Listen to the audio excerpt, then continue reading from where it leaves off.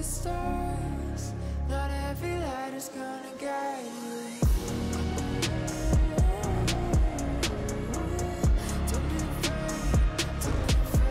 C'est dans le Gard, sur le circuit de l'Édenon, que le championnat de France Superbike a posé bagage pour la deuxième manche de la saison. Salut à toutes et à tous et bienvenue dans FSBK 360. Je suis ravie de recevoir deux pilotes du Supersport ce soir, Bartholomé Perrin, numéro 39, et Alexis Négrier, numéro 126. Comment ça va? Ça va et vous? En pleine forme. Super.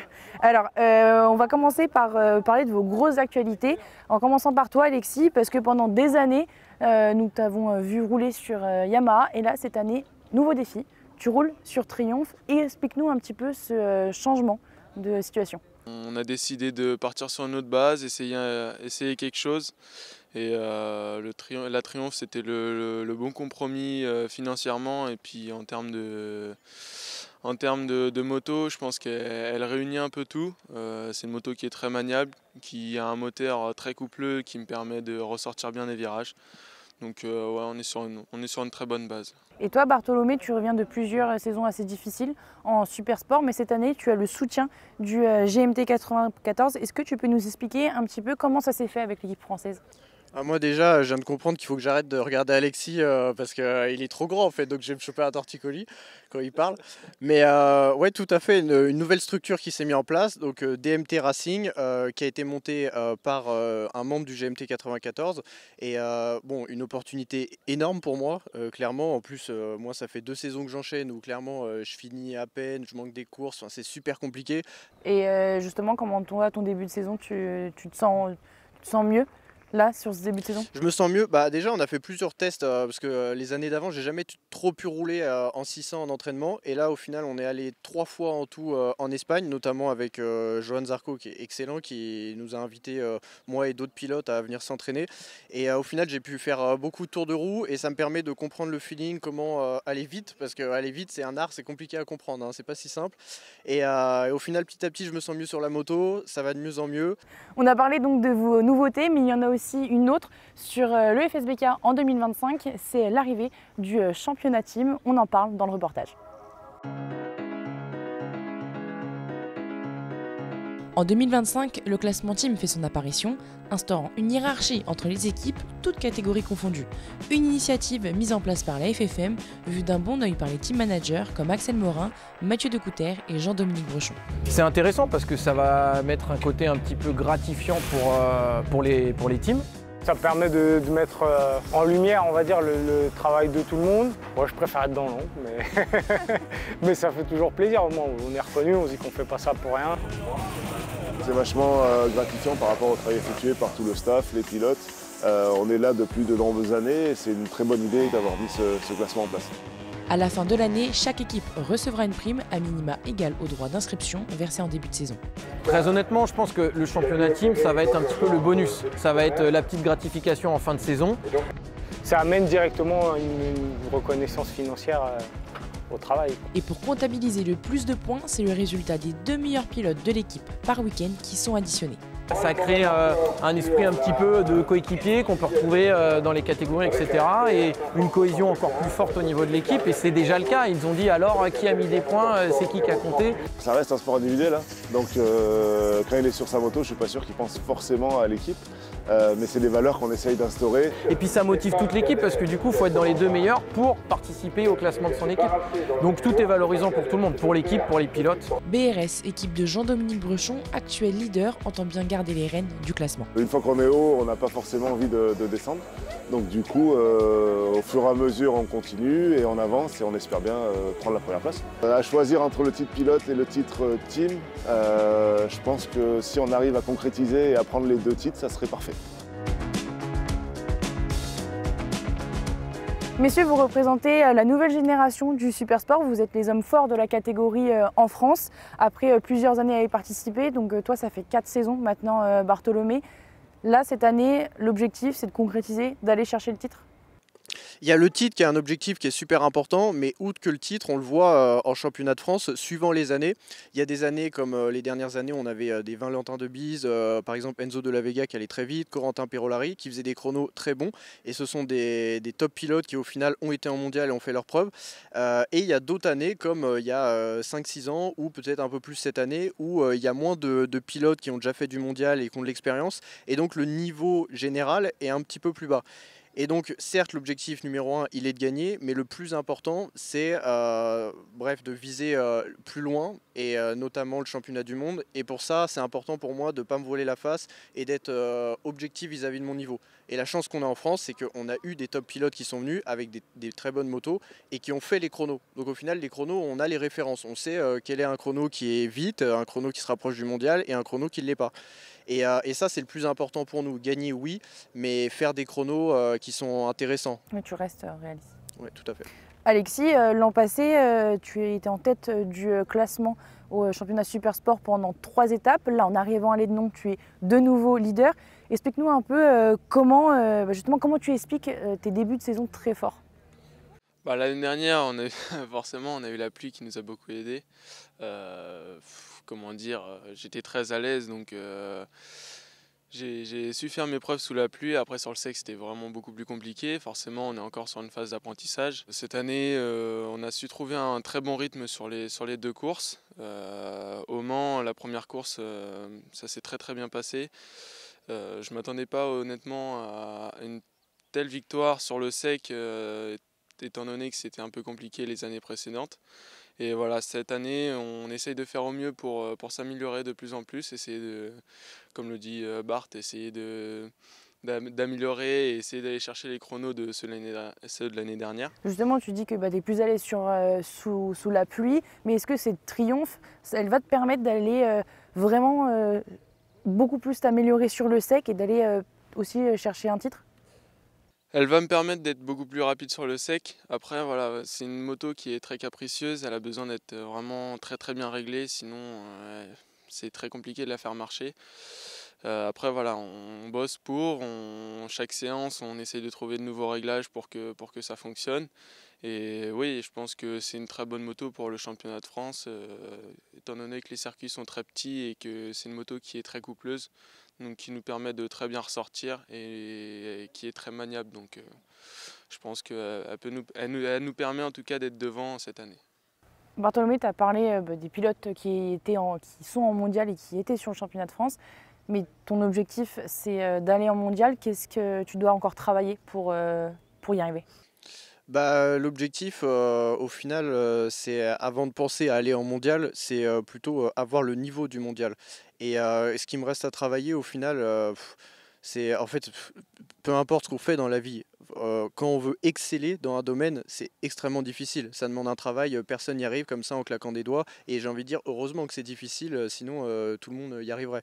Donc au final, c'est compliqué, c'est-à-dire qu'il faut comprendre la bonne manière de piloter, le bon état d'esprit à avoir, sachant que nous en championnat de France, il y a certaines choses qui sont un petit peu plus faciles qu'en mondial, notamment le temps de roulage. Nous, on peut faire des tours, ce qui est intéressant, parce que plus je roule sur un circuit et plus au final je comprends la manière d'aller vite, tandis qu'en mondial, voilà, c'est-à-dire qu'il y a un temps d'adaptation qui est très court, c'est-à-dire qu'il y a une séance d'essai libre et tout de suite après, on est en qualif. Donc voilà, il y a plein de choses à travailler comme ça, et au final, voilà, forcément, j'y crois, sinon ça ferait longtemps que j'aurais arrêté. C'est énormément de sacrifices, ne serait-ce que pour être dans la situation dans laquelle je suis aujourd'hui. J'ai beaucoup galéré, donc c'est pour ça, je me rends compte de la chance que j'ai, et je pense qu'avec l'équipe, il y a vraiment du potentiel de faire quelque chose. Donc il faut rester calme, continue d'y croire, et des fois c'est vraiment pas facile. Il y a beaucoup de moments durs, mais au final, je pense que j'ai le potentiel d'y arriver. Alexis, pour toi, à moyen terme, quels sont tes objectifs ? Nous, voilà, après, c'est vrai qu'on cherche toujours à aller plus haut.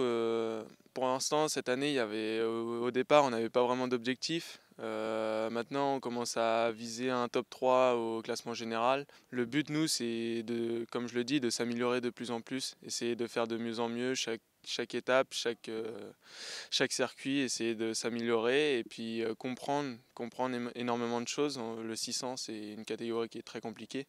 Et donc nous, les seuls objectifs qu'on a, c'est de s'améliorer et d'essayer de jouer devant. nous parlons de votre futur, mais regardons ce qui s'est passé pour vous ce week-end sur le circuit de Lédenon avec le résumé des courses des Challenge Yamaha Super Sport 700 et donc de votre catégorie, le Super Sport. Commençons ce résumé avec les super sports où les conditions séchantes ont rendu le choix des pneus difficiles à quelques minutes du départ. Rapidement, 3 pilotes s'échappent, Poncet, Perrin et Négrier. Poncet parvient à prendre l'avantage sur Négrier. Derrière, un groupe se forme pour la 5e place. C'est le vainqueur du Challenger, Quentin Godefroy, qui est remonté de la 14e position. Le 21, Vincent Falcon tente de s'accrocher au plus rapide de la catégorie, mais termine 4e. Devant, rebondissement avec Poncet qui chute et ne pouvant éviter Perrin et abandonne. Parti de la 10e place sur la grille, Gabin Cazard construit son rythme au fil des tours et excelle. Chaussé de pneus intermédiaires, le pilote CMS remonte 1 à 1 ses adversaires et s'envole vers sa première victoire dans la catégorie. Alexis Négrier sécurise alors les points de la 3e place au guidon de sa triomphe. Devant, Bartholomé Perrin termine une nouvelle fois 2e malgré une erreur dans son choix de pneus. Il prend le point du meilleur tour. L'après-midi, les pilotes ont roulé par 2. Commençons avec le premier duo à la bataille pour la 5e place entre Cyprien Baby et Vincent Falcon. C'est finalement Falcon qui prend le meilleur sur le fil pour 34 centièmes à l'arrivée. Devant, Kevin Longaret et Alexis Négrier roulent ensemble quelques tours, mais le 54 conclut sa course à 2 secondes du podium. Négrier, désormais ancien leader du championnat, sauve les meubles avec une moto difficile à manier, il est 3e. Pour la victoire, nous retrouvons Diego Poncet et Bartholomé Perrin qui s'échappent rapidement à l'extinction des feux. Malgré un bon rythme, le manque de roulage sur le week-end se fait ressentir. Poncet est 2e.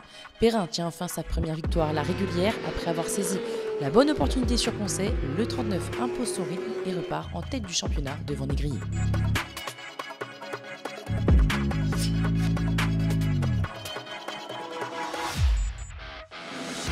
En Challenge Yamaha Super Sport 700, le départ est donné sur le mouillé avec Jules Berceau en pole position, mais le leader de la catégorie perd rapidement son avantage au profit de Benjamin Caillet qui tente de s'échapper. Par la suite, le top 3 est très serré dans ces conditions. Evan Plindou, pilote de la Vega Motorsport, monte sur la 3e marche du podium à seulement 7 centièmes de Benjamin Caillet qui passe le damier 2e. Tony Guerrero sauve sa première victoire cette saison pour 132 millième à l'arrivée. L'après-midi, les pilotes ont roulé sur le sec. Cette fois, Jules Berceau conserve sa première place au départ. Le pilote du FT Racing impose un rythme soutenu et creuse un léger écart. Avec 2 secondes 3 d'avance, le 25 remporte la course et prend les commandes du championnat. Caillet réitère son résultat avec une 2e place et se rapproche du top 3 au championnat. Celui qui complète le podium, c'est Evan Plindou qui marque 16 points.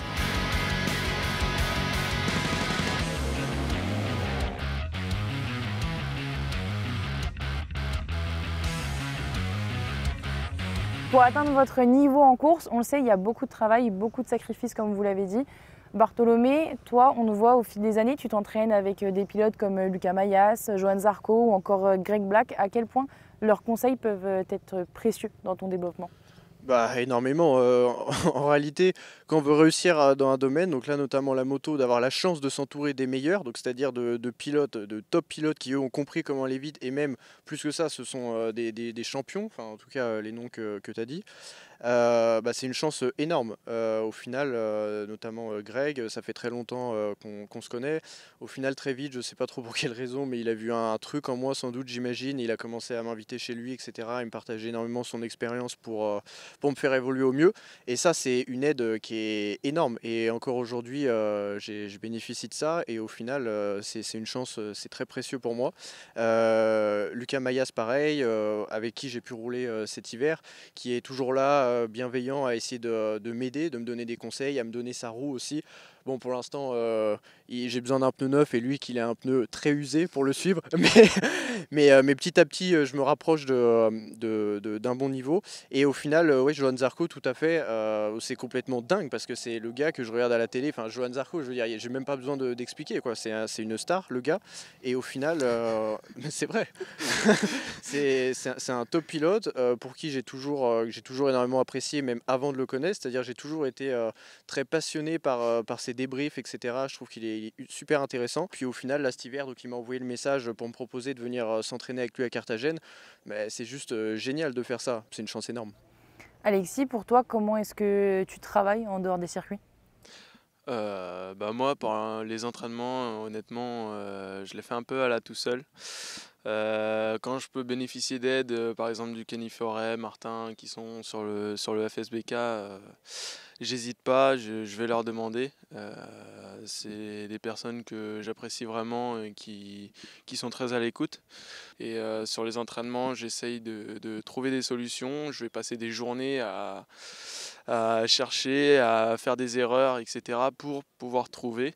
Et voilà, j'ai l'aide sur le FSBK de l'AKF, donc le frère Forêt, et donc c'est quand même une très très bonne aide.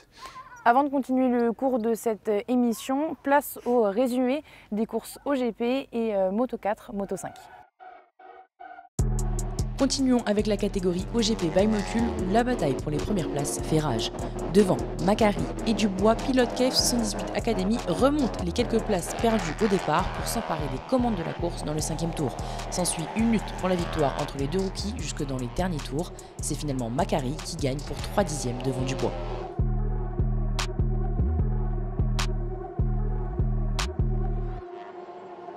Derrière eux, la 3e place se joue entre Esteban Neil et Jimmy Primo. Le numéro 55 résiste avec une moto en peine, mais abdique pour 38 centièmes sur la ligne face à Neil. Deuxième départ dans la catégorie OGP by Motul avec un groupe qui commence à se détacher, mais au bout de 2 tours, le drapeau rouge est agité.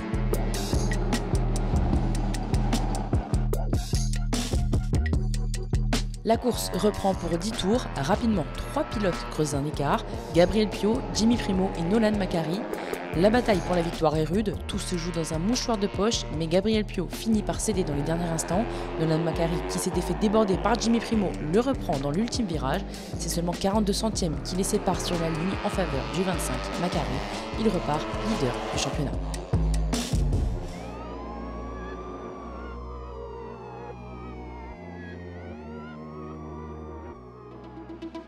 Les plus jeunes du FSBK disputaient leur première course le samedi.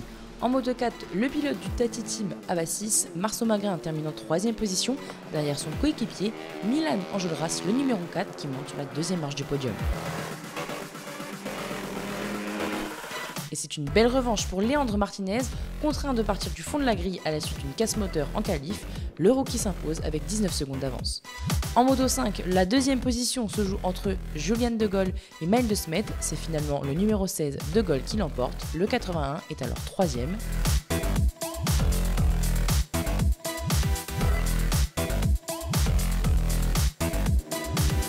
Devant, Teddy Bertolo remporte une nouvelle victoire après celle du Mans. Le dimanche, les pilotes disputaient leur 2e course. En Moto 4, Jacques Carpentier, le numéro 99, accroche le top 3. Le jeune Milan Enjolras monte sur la 2e marche du podium.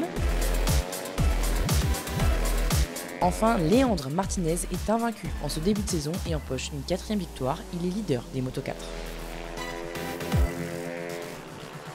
Du côté des Moto 5, Julian De Gaulle passe la ligne d'arrivée le 3e. Devant lui, nous retrouvons le numéro 28, Dario Barral, 2e. Et c'est un sans faute pour Teddy Bertolo, premier de sa catégorie, avec une nouvelle victoire et les points du meilleur tour.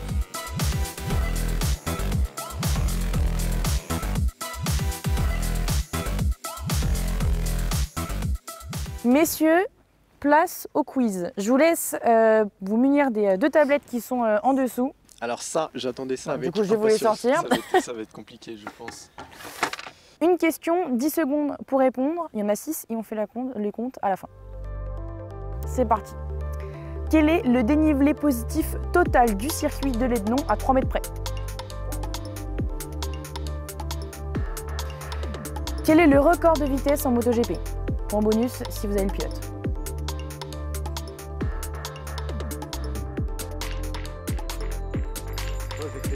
Attention, d'après Joule, combien d'euros peut-on mettre sur un T-Max?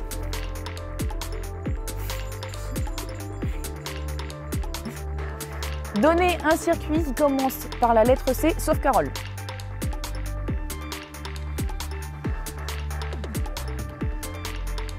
En quelle année est sorti le scooter à 3 roues?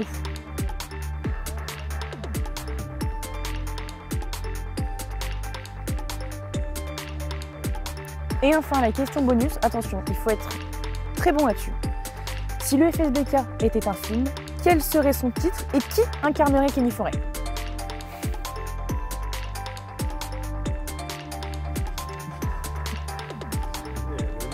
Allez. Vous êtes un peu plus long que Martin et Enzo la semaine dernière, à la dernière émission. Allez, stop, on pose les craies, là c'est comme à l'école. La première réponse, ah oui, non, il y a beaucoup moins de dénivelé positif. Il n'y a pas de bonne réponse pour vous. Attends, t'as mis... attends, parce que moi je veux voir ce que t'as mis. 300 et moi 304. Oh. Eh ben vous avez faux, je suis désolée. 121, non? Non, 74,4. Oh, c'est tout. C'est tout. La deuxième réponse, attendez, affichez-les bien pour qu'on ait 362 Binder, 367 Binder. Vous avez le bon pilote, mais c'était 366,1 km. Ah, bah, j'ai hésité avec 366. Mais je vais être indulgente, je vais te donner le point parce que bah t'es le plus proche. Mais t'as dit allez. Binder, j'avais dit un point bonus pour le pilote, donc ça fait 2-1. Okay. Je suis à 1 sur 2. Je suis l'arbitre, je fais ce que je veux. D'après Jules, combien d'euros peut-on mettre sur un T-Max? 1 million 4000. 4000, c'était 100 000. Oh. C'est la musique hein, qui le dit. 100K. Vous écoutez pas Jules, on a pris de votre génération, on a fait le questionnaire en fonction de ça. C'est vrai que c'est notre génération, mais... Oui. Et bah écoutez, on a essayé. Donnez un circuit qui commence par la lettre C, Castellet, effectivement, Carthagène. Vous avez donc 3-2 pour l'instant. En quelle année est sorti le scooter à 3 roues? 2011. En fait, je vous dirais 0. 2015, je suis désolée, personne n'a bon. C'était bien plus en arrière, c'était en 2006. Ouais, mais du coup, je suis plus proche, donc j'ai un point, non? Non. T'es le gars qui essaie de gratter.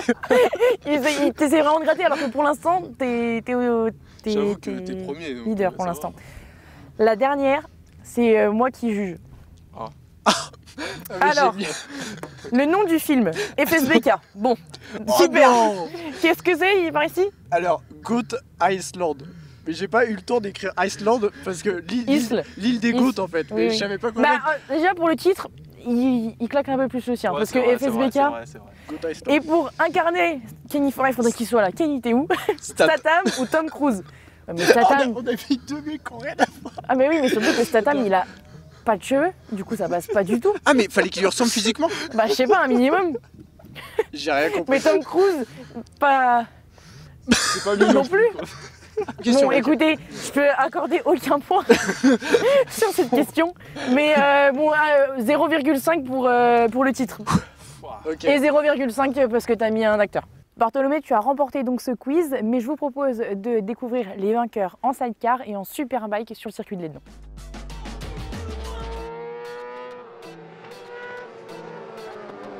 En sidecar, la première course se tenait ce samedi en fin de journée. Côté F2, les 522, Eragne et Suzuki terminent deuxième de la catégorie au guidon de leur Suzuki. Devant, les premiers à l'arrivée sont une nouvelle fois le père et le fils Peugeot qui décrochent une troisième victoire cette saison. En F600, nous retrouvons l'équipage Gadet et Blaise sur la troisième marche du podium à 6 secondes 8 de Luno et Conchonnet. Le signe numéro 3 passe le damier deuxième. Enfin, c'est le duo Vinet qui empoche les points de la victoire pour cette première manche.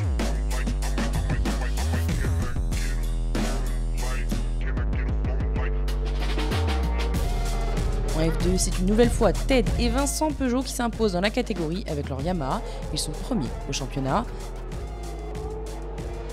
À la deuxième place, nous retrouvons l'équipage 107 composé de Carr et Guillard.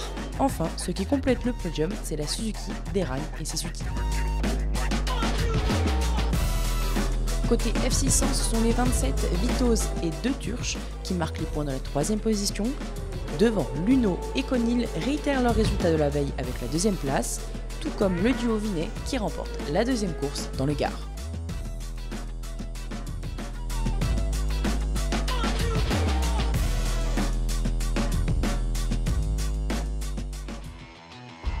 Au départ de la course, une des superbikes, quelques fines gouttes de pluie font leur apparition, laissant planer le doute.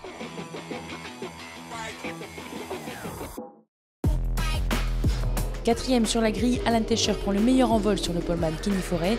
Le 41, Mathieu Ginès, revenu sur une Yamaha, fait partie du groupe de tête, mais le Breton se fait surprendre, passe sur une trace d'humidité et se fait violemment éjecter de sa R1. La course est alors interrompue assez longtemps pour que la pluie s'intensifie. Au deuxième départ, les pilotes ont troqué leur slick pour des pneus pluie ou intermédiaires.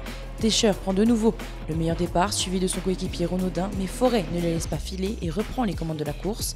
Dans le top 5, nous retrouvons Loris Cresson qui découvrait le circuit de Lédenon ce week-end, un résultat très satisfaisant pour le Belge. Blessé à la main depuis sa lourde chute au Mans, Alan Techer termine à la 4e position après un week-end où sa moto non plus n'était pas dans sa meilleure forme. Devant, c'est un podium assez inédit. 2 pilotes du Tati Team apparaissent en tête de course, à commencer par Paul Dufour, le 19, équipé de pneus intermédiaires, termine 3e avec le tour le plus rapide en course. Coup de poker aussi pour Mathias Michaud, le 184 remonte ses adversaires, 2e à l'arrivée, Forêt était sa prochaine proie, mais le champion en titre assure la victoire avec un gros rythme d'entrée de jeu à la relance. La deuxième course était bien sur le sec cette fois-ci et c'est Grégory Leblanc qui s'empare de la première place au départ, mais c'était sans compter le retour de Forêt à la première place qui n'est plus inquiété par la suite. C'est d'ailleurs Leblanc qui complète le top 5, le pilote TWR rétrograde au classement après avoir tenté de résister le plus longtemps à De La Vega et Claire. Ce dernier profite justement du dépassement du 14 sur Leblanc pour gagner une place. 4e à l'arrivée, Hugo Claire est satisfait de ce résultat. Après avoir abandonné le matin, Enzo De La Vega effectue une belle remontée de la 9e à la 3e place et l'emporte en Challenger. À la 2e place, c'est Martin Renaudin, le 75 réalise la course souhaitée. Sans forcer, il empoche de grands points. Imbattable jusqu'à présent, Kenny Forêt fait son meilleur début de saison avec une 4e victoire d'affilée. Le numéro 1 est sur un sans faute ce week-end et dispose désormais de 43 points d'avance sur Claire au championnat.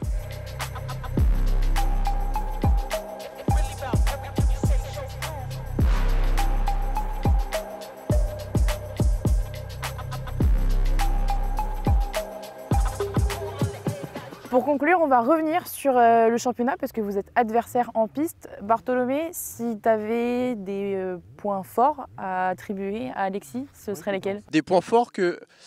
il est super fluide sur la moto, c'est incroyable. Et d'ailleurs, je pense que c'est pour ça qu'il est super fort aussi sous la pluie. Parce qu'à regarder, on dirait vraiment que en fait, c'est doux.